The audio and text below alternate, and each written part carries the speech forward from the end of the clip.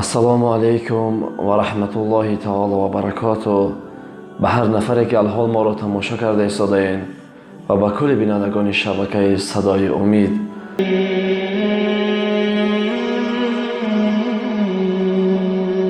جنت از روی روایت ها در بالا هست و دوزخ از روی روایت ها در زیر زمین است، یعنی در پایان است.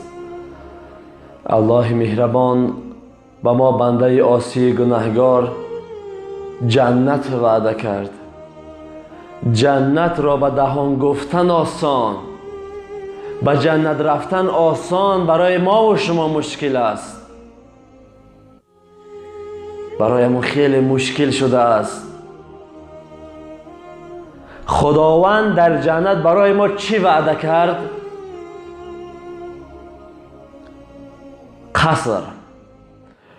قصری که با بعضی روایت ها میگن در درون سنگ بریلیانت با طلا ساخته شده است. میگه 70 سال، بعضی روایت ها 80 سال میگه بالا میبره، قصر تمام نمی شود.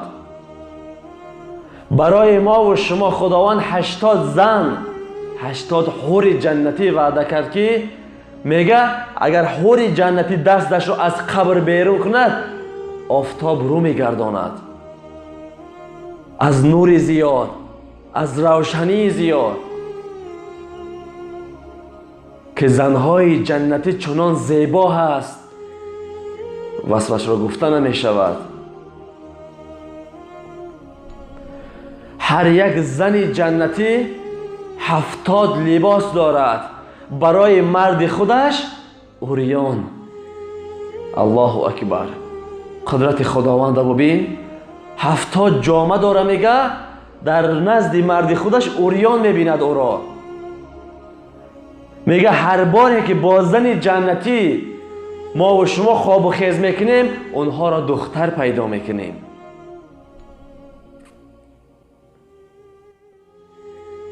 در هر یک خانه که قصری که ما داریم یک تا حور بهشتی هست. و اگر ما و شما در جنت به یک جا سفر کنیم این 70 حور بهشتی تا آمدن ما انتظار ما و شما هست. وای بر آن زنهایی که در این دنیا حرمت شوهرتان نمیکنین. برای زنها جنت رفتن خیلی آسان است. رسول خدا صلی الله علیه و سلم میگه نگاه کردم اکثر اهل دوزخ از زنها هست. برای زنها جنت رفتن آسان، اما اکثر اهل دوزخ از زنها هست. چرا؟ چون که حرمت شوهر نمیکنن. ای مادر، کجا کعبه میری؟ کعبه در نزدت هست، انا همین شوهرت هست. پشتای شوهرت مساج کن، انا همین کعبه هست. گویا که تو کعبه زیارت کردی. رضاگی شوهر رضاگی الله هست. باز خداوند در جنت برای ما و شما چی وعده کرد؟ کتهایی که در این دنیا ما و شما میبینیم چنان زیبا هست، خواه از طلا باشد خواه از دیگر چی. خداوند در جنت برای ما کتهای آماده کرده است که از استراحتش سیر نمیکنیم. باغهای برای ما آماده کرده است که 100 ساله ره میره تمام نمی شود. به نزد کتهای ما جویبارهای عسل، ساکهایی که میگیم در این دنیا از این ساکها نیست. او ساکها چنان شیرین است که از لذتش وجود انسان را راحت میگیرد. در جنت اخلاط کردن نیست، پیشاب کردن نیست، غم نیست، غصه نیست. همیشه شادی است، همیشه خرسندی است. میگه پرنده ای را که در آسمان میبینی دلت میکشد که از گوشت همون بخوری، همون پرنده میگه میخمد، در پیشت بریان میشود، او را میخوری، بعد خوردن تو باز میپرد میرود. قدرت خداوند ببین. خوردگی های ما و شما کجا میره؟ وقتی ما و شما در اون دنیا میخوریم اینها کجا میروند؟ به بعض روایت ها بغ شده میروند و به بعض روایت ها و مثل تنه انسان عرق میکند همین خیل شده میبراید. اخلاق نیست، پیشاب نیست، مشکلی نیست، نماز خواندن نیست، دعا کردن نیست، خیر نیست، صدقه نیست. یگان کاری که در این دنیا میکنیم اینها نیستن. فقط راحت است، راحت. نماز در اینجا گذار. برای چی خداوند ما را در این دنیا هست کرد؟ برای امتحان خود.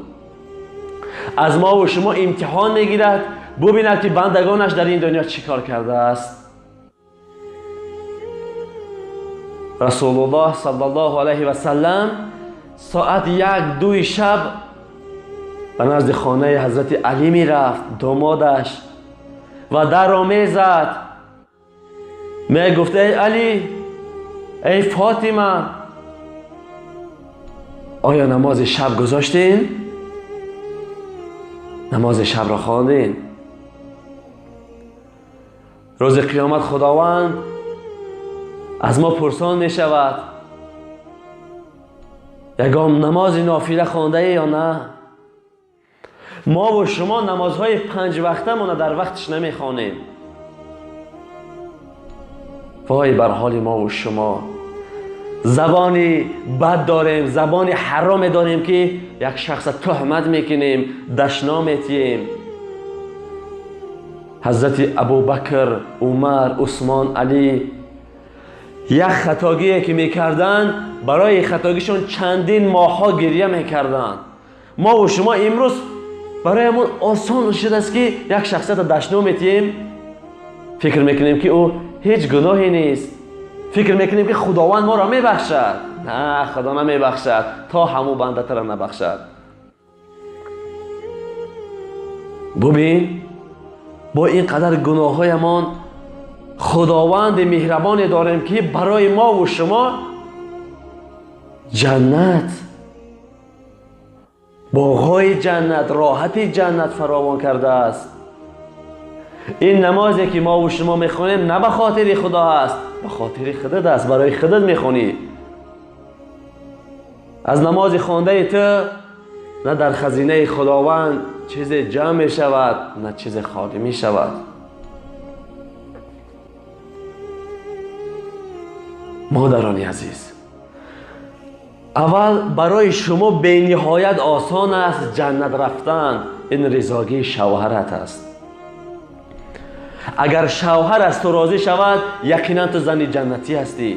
نه اینکه شوهر آزاردی او شوهر گام از تو راضی است، او از روی دل میگه. حرمت شوهر را کن.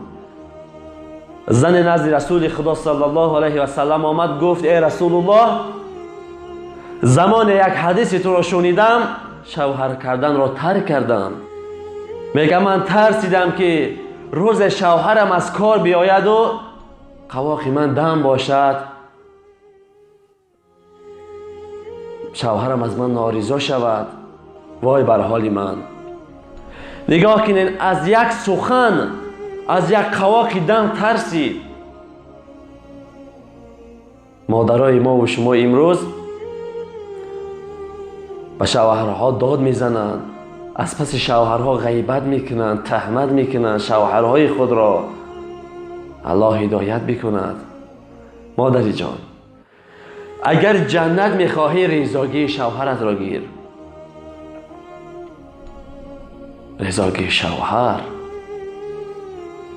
بازم به همه جوان ها میگویم ببینید خداوند در جنت برای ما چه چیزهایی وعده کرده است. وقتی به یک شهر نازل میشد مردم میگفتن امیرالمؤمنین کیست؟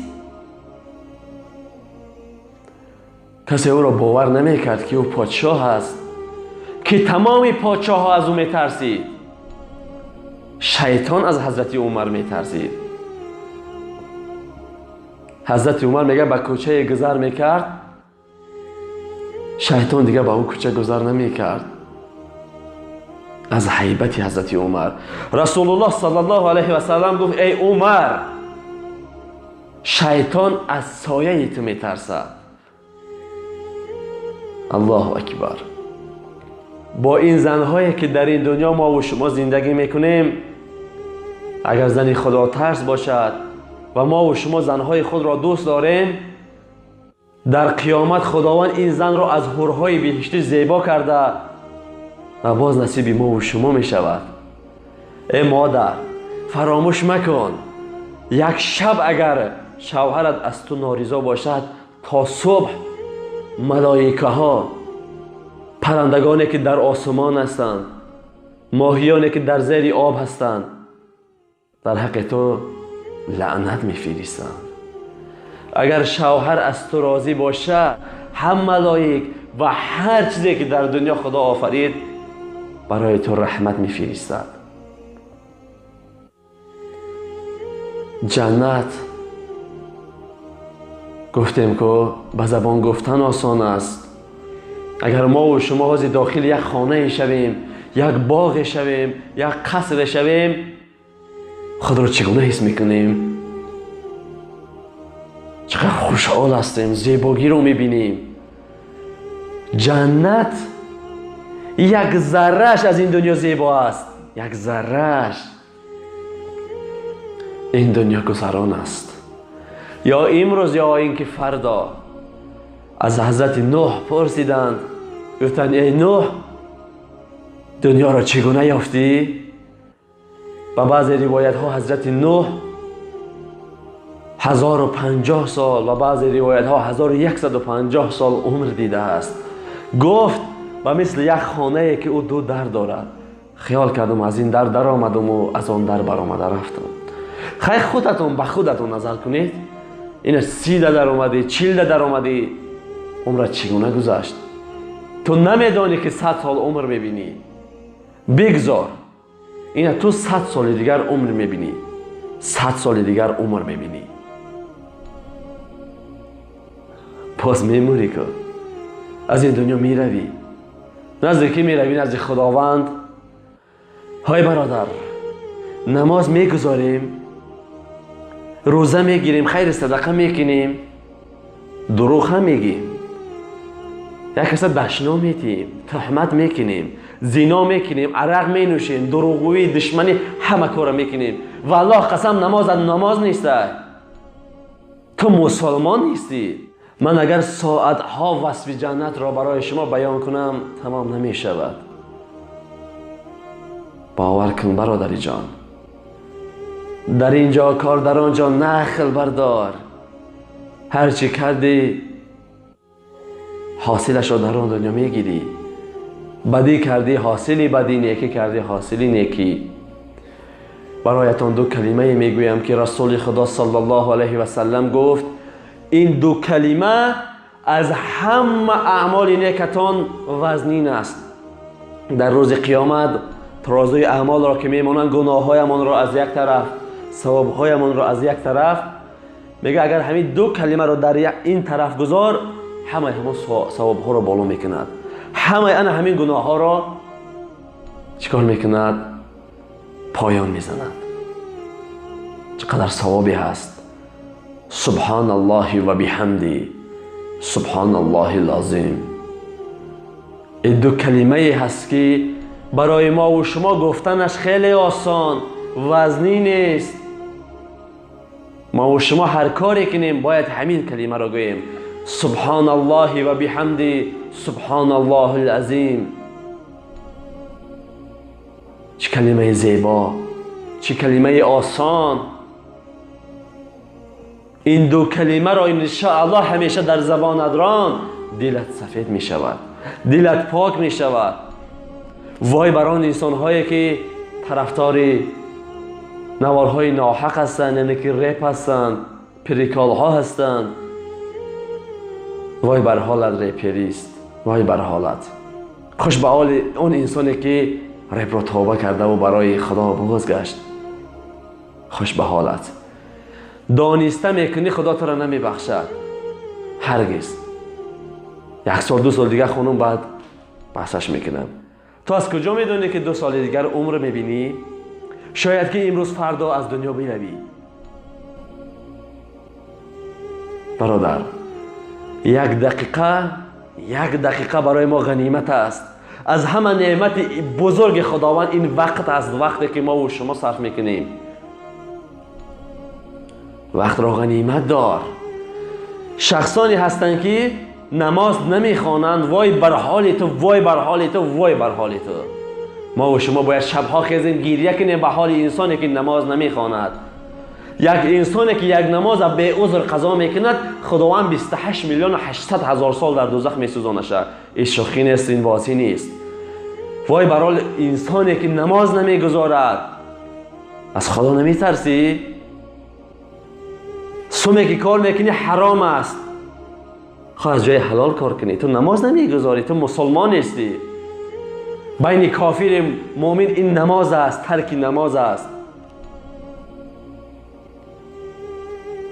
با آنها میگویی که نماز بگذار، میگوید فردا یا پس فردا.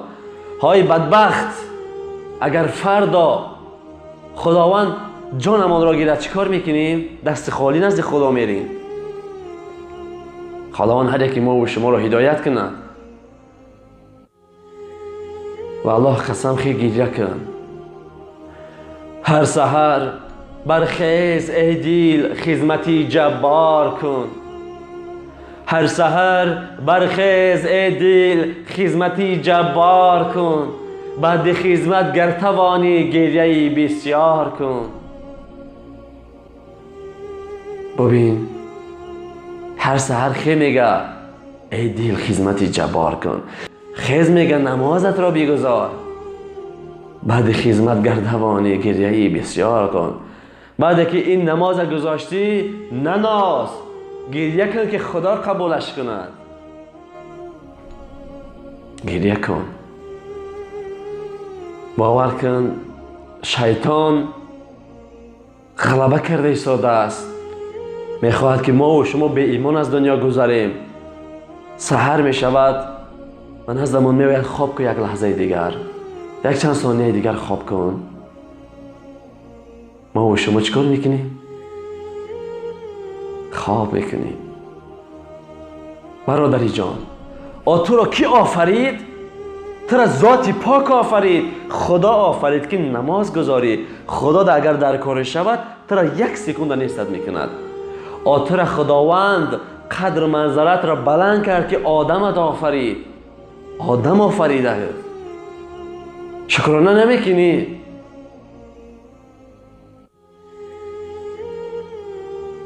شکر کن ای دل که در قید مسلمان آفرید.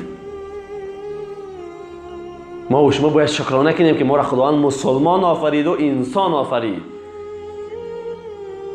این دنیا آنقدر دنیایی نیست که برای مال دنیا، برای کار دنیا آخرت خود را سوزانیم، حرکت کنیم. صحابه های رسول خدا چگونه گذشتند؟ آنها انسان نبودند مگر؟ آنها هم انسان بودند مثل ما و شما. ما باید شکرانه کنیم که امت رسول خدا صلی الله علیه و سلم هستیم، شفاعت کننده امت. وای بر این امت روسیا، وای بر حال ما و شما. کدام سنتش به جا میاریم؟ خب خداوند هر یکی ما و شما را برای صراط المستقیم هدایت کند و از بلاهای زمین و آسمان ما و شما را نگهبان باشد. انشاءالله که نوارهای آینده با سوال جواب های شما هست که بسیاری برادران در کامنت‌ها سوال ها دادیند. میخوان که این سوال ها را جواب دهیم و چندین برادرانش میگوید شما در سخن های ما اهمیت نمیتین، ما با شما سوال میتیم جواب نمیگردانین. خدا خواسته باشد همه این سوال های شما را یک موضوع کرده یک جواب خواهم داد. خداوند نگهبانی هر یکی ما و شما باشد. در حق دوستتان صدای امید با دعا باشید.